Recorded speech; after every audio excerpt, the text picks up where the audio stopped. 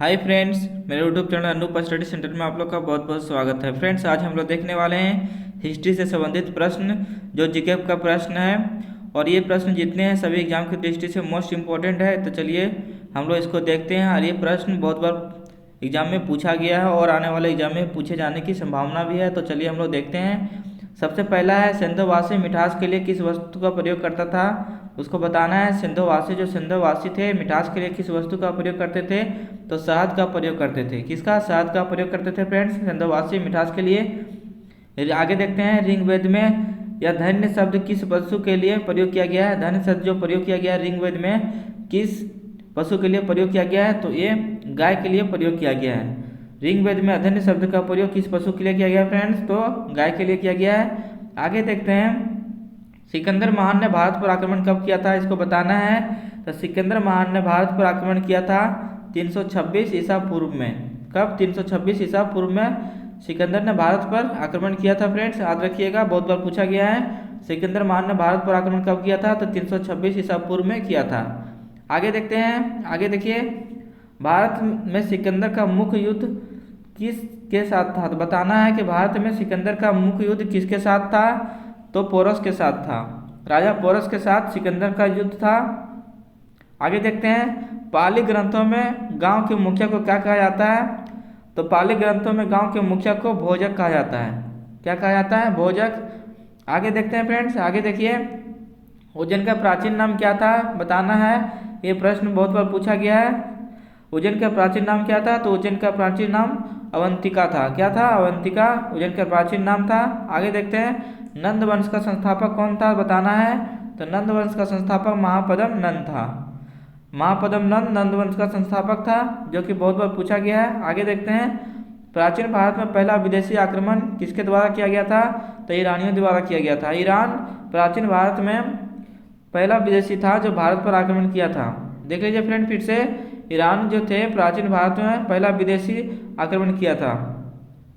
आगे देखते हैं, आगे देखिए, प्राचीन भारत में पहला विदेशी आक्रमण किसके द्वारा किया गया था, ईरानियों द्वारा। रिपीट हो गया प्रश्न। आगे देखते हैं, मगध में कौन सा शासक सिकंदर का समकालीन था, तो घनानंद। मगध में कौन सा शासक था जिसे सिकंदर का समकालीन था, बताना है फ्रेंड्स। मगध में कौन सा शासक था जिसे सिकंदर का समकालीन था, मतलब जब सिकंदर था उस समय का शासक कौन था, तो घनानंद था। आगे देखते हैं, आगे देखिए फ्रेंड्स, आगे है, नंद वंश का अंतिम सम्राट कौन था, तो नंद वंश का अंतिम सम्राट जो था वो घनानंद था। नंद वंश का अंतिम सम्राट घनानंद था। आगे देखते हैं, बिंदुसार ने विद्रोहियों को कुचलने के लिए अशोक को कहाँ भेजा था, तो बताना है कि बिंदुसार ने विद्रोहियों को कुचलने के लिए अशोक को कहाँ भेजा था, तो तक्षशिला भेजा था। किसने भेजा, तो बिंदुसार ने भेजा। आगे देखते हैं, किस सम्राट का नाम देवान प्रियदर्शी था, तो सम्राट अशोक का नाम जो है सो देव प्रियदर्शी के नाम से किसको जाना जाता है, तो सम्राट अशोक को जाना जाता है। आगे देखते हैं फ्रेंड्स, आगे है, कलिंग का युद्ध कब हुआ था। कलिंग का युद्ध जो हुआ था 261 ईसा पूर्व में हुआ था। याद रखिएगा, बहुत बार पूछा गया है कि कलिंग का युद्ध कब हुआ था, तो 261 ईसा पूर्व में हुआ था। आगे देखते हैं, प्राचीन भारत का कौन सा शासक था जिसने अपने अंतिम दिनों में जैन धर्म को अपना लिया, बताना है। तो चंद्रगुप्त मौर्य। मौर्य वंश का संस्थापक कौन थे, चंद्रगुप्त मौर्य। इसके बाद कौन आया, तो बिंदुसार। इसके बाद कौन आया, तो सम्राट अशोक आया। आगे देखिए, आगे है, मौर्य साम्राज्य में कौन सी मुद्रा प्रचलित थी, तो पर्ण मुद्रा प्रचलित थी। मौर्य साम्राज्य का संस्थापक चंद्रगुप्त मौर्य था। और मौर्य साम्राज्य में कौन सी मुद्रा प्रचलित थी, तो पर्ण बोला जाता था उसकी मुद्रा को। आगे देखते हैं, आगे देखिए, अशोक का उत्तराधिकारी कौन बना, तो अशोक का उत्तराधिकारी कुणाल बना था। अशोक का उत्तराधिकारी कौन बना था, तो कुणाल बना।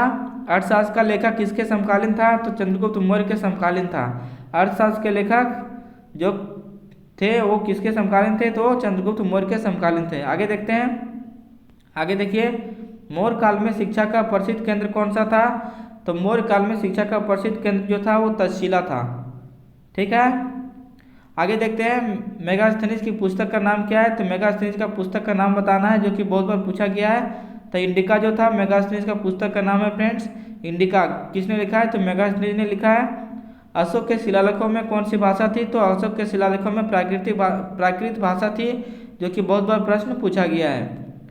जितने सारे प्रश्न हैं फ्रेंड्स बहुत मोस्ट इंपॉर्टेंट है, इसलिए ध्यान से इसको देखिएगा। और याद रखिएगा। आगे देखते हैं हड़प्पा सभ्यता का पता कब और किसने लगाया था। तो हड़प्पा सभ्यता का पता जो लगाया था 19वीं शताब्दी में अंग्रेजों ने लगाया था। आगे देखिए हड़प्पा वासियों की सामाजिक व्यवस्था का मुख्य आधार क्या था। तो परिवार। हड़प्पा वासियों का सामाजिक व्यवस्था का मुख्य आधार क्या था। तो परिवार था। हड़प्पा वासियों का समाज कैसा था। तो मातृसत्तात्मक था।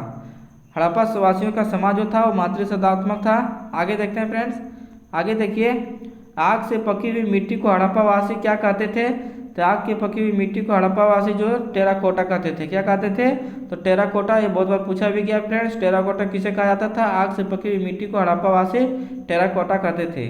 आगे देखते हैं बिल्ली का पीछा करते हुए कुत्ते के पंजों के निशान कहाँ मिले हैं। तो सिंधुकालीन स्थल चाणूदड़ों में मिले हैं। बिल्ली का पीछा करते हुए कुत्ते का पंजे का निशान कहाँ मिले हैं। तो सिंधुकालीन स्थल चाणूदड़ों में मिले हैं। आगे देखिए किस खेल का प्रचलन हड़प्पा के समय था। तो शतरंज जो था वो हड़प्पा के समकालीन था। हालांकि हड़प्पा सभ्यता के समय कौन सा खेल खेला जाता था। तो शतरंज खेल खेला जाता था। आगे देखते हैं फ्रेंड्स। आगे देखिए हड़प्पा वासी किस अपना पवित्र पंछी मानते थे। तो फाख्ता। फाख्ता जो था हड़प्पा वासियों का अपना पवित्र पंछी मानते थे। आगे देखिए स्वास्तिक किसकी देन है। तो हड़प्पा सभ्यता का देन है। बहुत मोस्ट इंपॉर्टेंट प्रश्न है। बहुत बार एग्जाम में इसको देखने को मिला है और आने वाले एग्जाम में भी इसको देखने को मिलेगा। तो स्वास्तिक चिन्ह किसकी देन है। तो हड़प्पा वासियों का देन है। कपास की उपज की पहली जानकारी कहाँ से मिली है। तो हड़प्पा से मिली है और हड़प्पा से स्वास्तिक चिन्ह भी मिले हैं। और कपास की उपज कहाँ से मिले हैं। तो हड़प्पा से मिले हैं। आगे देखते हैं फ्रेंड्स। आगे देखिए कपास को यूनानी क्या कहते हैं। तो कपास को यूनानी क्या कहते हैं। तो सिंड्रोन कहते हैं। सिंड्रोन कपास को यूनानी लोग कहते हैं। आगे देखिए खेत की जुताई के लिए किसका उपयोग किया जाता था। तो हल का उपयोग किया जाता था। हल के द्वारा खेत की जुताई किया जाता था। आगे देखिए सिंधुवासी मिठास के लिए किस चीज़ का इस्तेमाल करते थे। तो शहद का इस्तेमाल करते थे। आगे देखते हैं। आगे है हड़प्पा के समय व्यापार की कौन सी प्रणाली प्रचलित थी उसको बताना है। तो वस्तु विनिमय प्रणाली प्रचलित थी। हड़प्पा के समय व्यापार के लिए कौन सी प्रणाली प्रचलित थी। तो वस्तु विनिमय प्रणाली प्रचलित थी। हड़प्पा के लोगों ने नगरों और घरों को विनाश के लिए किस पद्धति को अपनाई। तो ग्रिड पद्धति को अपनाई थी। आगे देखिए फ्रेंड्स हड़प्पा सभ्यता में शहरीकरण की प्रमुख विशेषता क्या थी। तो निकास प्रणाली। निकास प्रणाली जो हड़प्पा सभ्यता की शहरीकरण की प्रमुख विशेषता थी क्योंकि वहाँ नली का निकास देखने को मिला है हड़प्पा सभ्यता में और इसके शहरी की प्रमुख विशेषता बताई जाती है। आगे देखते हैं फ्रेंड्स। आगे देखिए आगे हड़प्पा में लिपि और धर्म की जानकारी कहाँ से मिलती है। तो सैंधवकालीन मोहरों से मिलती है। सैंधवकालीन मोहरों से हड़प्पा लिपि की और धर्म की जानकारी मिलती है। आगे देखिए चित्राक्षर लिपि को और किस नाम से पुकारा जाता है। तो बेंड्रोफ्रेड्रम लिपि के नाम से पुकारा जाता है। आगे देखिए फ्रेंड्स आज़ादी सन 1947 के बाद भारत में सबसे अधिक कहाँ हड़प्पा युगीन स्थलों की खोज हुई। तो गुजरात में खोज हुई। जब देश आज़ाद हो गया उसके बाद भारत में सबसे अधिक हड़प्पा कालीन स्थलों का खोज कहाँ हुई थी। तो गुजरात में हुई थी। आगे देखते हैं फ्रेंड्स। आगे देखिए वह कौन सा हड़प्पा कालीन स्थल है जो त्रिस्तरीय था। तो धोलावीरा था। धोलावीरा जो था वो कैसा था। त्रिस्तरीय था। कैसा था। त्रिस्तरीय। चावल के उत्पादन के साक्ष्य किस सैंधव पुरास्थल से प्राप्त हुआ है। तो रंगपुर और लोथल से चावल का साक्ष्य मिला है फ्रेंड्स। तो आज का वीडियो जो था वो इतिहास से संबंधित था। आज का वीडियो यहीं खत्म होता है। मेरा वीडियो कैसा लगा कमेंट में जरूर बताइएगा और मेरे चैनल में अगर नए होंगे तो सब्सक्राइब कर लीजिएगा और बेल घंटी को दबा दीजिएगा ताकि मेरे द्वारा डाले गए हर वीडियो का नोटिफिकेशन आप तक पहुँच सके और आपको लाभ मिल सके। धन्यवाद फ्रेंड्स।